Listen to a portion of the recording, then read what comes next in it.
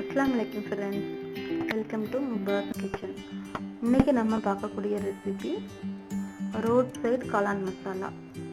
இதில் வந்து சாட்லாம் யூஸ் பண்ணி தான் அவங்க தருவாங்க. நம்ம வந்து அதெல்லாம் எதுவுமே சேர்க்காம நம்ம வீட்டில் என்ன பொருள் இருக்கோ அதை வச்சு சிம்பிளாக நல்ல டேஸ்ட்டாகவும் ஹெல்த்தியாகவும் எப்படி பண்ணலாம் அப்படின்னு தான் இன்றைக்கி நம்ம பார்க்க போகிறோம். காளான் வந்து ஒரு பாக்ஸ், இது வந்து 250 கிராம். இதை நல்லா க்ளீன் பண்ணி எடுத்துட்டேன். இப்போ நம்ம சின்ன சின்ன பீஸாக கட் பண்ணி எடுத்துக்கலாம். கடையில் வாங்கக்கூடிய காளான் மசாலாவில் நம்ம தேடி தேடி பார்த்தா கூட ஒரு பீஸ் கூட கிடைக்காது. ஏன்னா அவங்க கம்மி ரேட்டுக்கு கொடுக்கறதுனால அவங்களால அப்படி தான் தர முடியும். இப்போ வந்து இந்த மாதிரி நான் வந்து கட் பண்ணி எடுத்திருக்கேன். நம்ம வந்து இதே அளவு தான் முட்டைக்கோசு இன்றைக்கி எடுத்திருக்கோம். இதுவும் 250 கிராம், அதுவும் 250 கிராம். இப்போ வந்து இதில் வந்து நான் திருவி எடுத்துக்க போகிறேன். நமக்கு வந்து ஈவனாக கிடைக்கும், ஒன்று போல் இருக்கும் இந்த மாதிரி.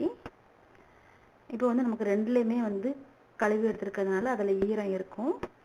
இது ஸ்பைசஸ் வந்து காஷ்மீரி சில்லி 1 டீஸ்பூன், மல்லித்தூள் 1.5 டீஸ்பூன், பெருஞ்சீரக பொடி 1 டீஸ்பூன், 1/2 டீஸ்பூன் கரம் மசாலா பொடி, பைண்டிங்காக 4 டேபிள் ஸ்பூன் மைதா, 2 டேபிள் ஸ்பூன் கார்ன்ஃப்ளவர், கொஞ்சம் பொடிசாக நறுக்கிய வெங்காயம், நமக்கு தேவையான அளவு உப்பு, இஞ்சி பூண்டு பேஸ்ட்டு 1 டீஸ்பூன், கொஞ்சம் கருவேப்பிலை, கொத்தமல்லி, இதையும் பொடிசாக கட் பண்ணி சேர்த்துருக்கேன். இப்போ இதை வந்து நம்ம விரவ ஆரம்பிச்சிடலாம். விரவும் போது நீங்கள் தண்ணி எதுவுமே சுத்தமாக தெளிக்கவே வேண்டாம். ஏன்னா நமக்கு அந்த காளான், முட்டைக்கோசு இதிலெல்லாம் வந்து ஈரம் இருக்கும், தண்ணி சத்து உள்ள காய்கறினால. அதில் நல்லா நம்ம விரவ தண்ணி இன்க்ரீஸ் ஆகிட்டே வரும். பாருங்கள் எப்படி வந்திருக்குன்னு. நான் இதில் ஒரு சொட்டு தண்ணி கூட நான் சேர்க்கவே இல்லை, அதில் இருக்கக்கூடிய தண்ணி தான். இப்போ வந்து நம்ம அந்த கையில் எடுத்து பார்த்தா தெரியும் இந்த மாதிரி. எண்ணெய் நல்லா சூடாயிட்டு இப்போ நம்ம வந்து கொஞ்சம் கொஞ்சமாக இந்த மாதிரி எடுத்து வச்சிடலாம். பக்கடாக்கெலாம் எப்படி வைப்போமோ அதே மாதிரி. நமக்கு பெருசாக ஷேப்பில் அந்த மாதிரி ஷேப்பில் தான் ஒரே மாதிரி போடணும் அப்படின்லாம் இல்லை. எல்லாத்தையும் பொரிச்ச பிறகு நம்ம அதை உதுத்தி தான் விட போகிறோம்.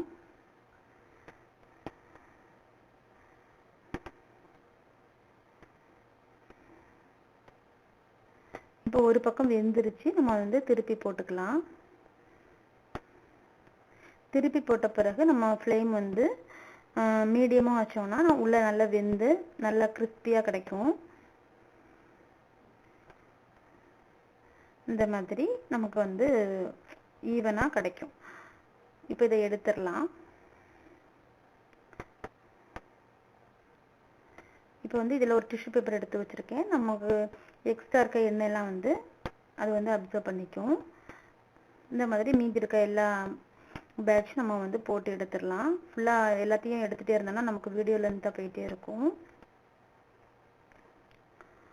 அவ்வளோதான். இதை வந்து நம்ம அப்படியே சாப்பிட்டாலும் நல்லாயிருக்கும். இதே எண்ணெயிலே வந்து கார்ன் சிப்ஸ் நமக்கு வந்து பொரிக்காதது கிடைக்கும். அது வாங்கி பொரிச்சு போட்டோம்னா நமக்கு ஃப்ரெஷ்ஷாக இருக்கும். அது கிடைக்கல அப்படின்னா நமக்கு பொரிச்சதும் கிடைக்குது. நம்ம அது வேணால் வாங்கி யூஸ் பண்ணிக்கலாம்.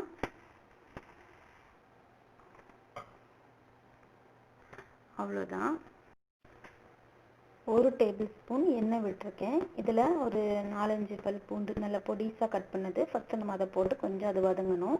அப்புறம் ஒரு சின்ன சைஸ் வெங்காயம், அதையும் நல்லா பொடிசாக கட் பண்ணி சேர்த்துருக்கேன். 2 பச்சை மிளகா. இது வந்து எல்லாம் நல்லா வதங்கணும் நமக்கு. இப்போ வந்து நல்லா வதங்கிட்டு நல்லா வதங்கின பிறகு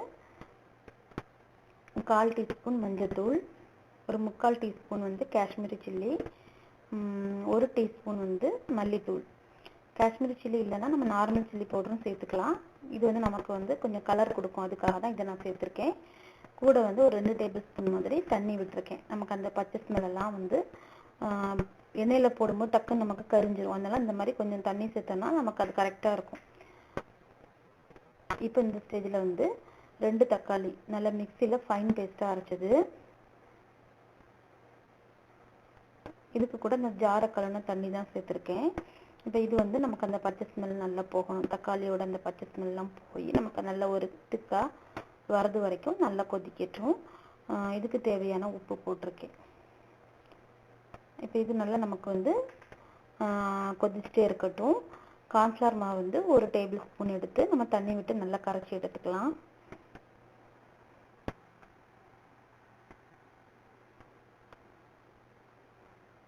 ஒரு 1/2 டீஸ்பூன் கரம் மசாலா பவுடர்.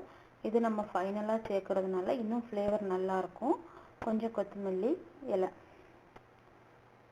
இப்போ நம்ம கரைச்சி வச்சுருந்தா கார்ன்ஃப்ளவர் மாவையும் சேர்த்துக்கலாம்.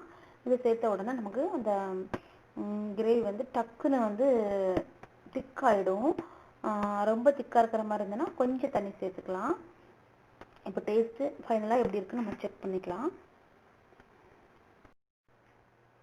இன்னைக்கு வந்து இதை ரெண்டு மெத்தடில் நம்ம எப்படி கொடுக்கலான்னு தான் பார்க்க போகிறோம்.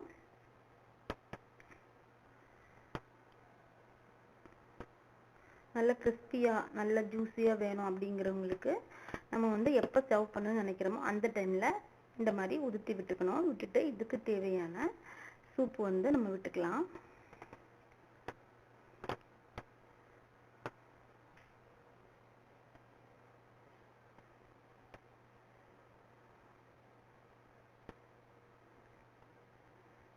மேலே கொஞ்சம் கார்ன் சிப்ஸு, அப்புறம் பொடிசாக கட் பண்ண வெங்காயம், திருவின கேரட்டு, ஒரு சின்ன பீஸ் லெமன் வச்சுருக்கேன்.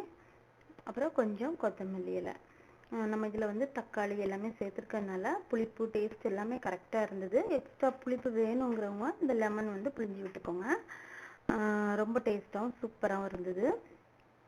செகண்ட் மெத்தட் வந்து நம்ம அந்த காளான் அந்த சூப் இருக்குல்ல, அந்த சூப் கேஸ் ஆனில் வச்சுட்டு நம்ம ஃபுல்லாக உதுத்தி விட்டு அதில் போட்டு ஒரு 2 பெரட்டு மாதிரி பெரட்டி எடுக்கணும். ரொம்ப நேரம் போட்டு நம்ம வந்து வேக வைக்கக்கூடாது.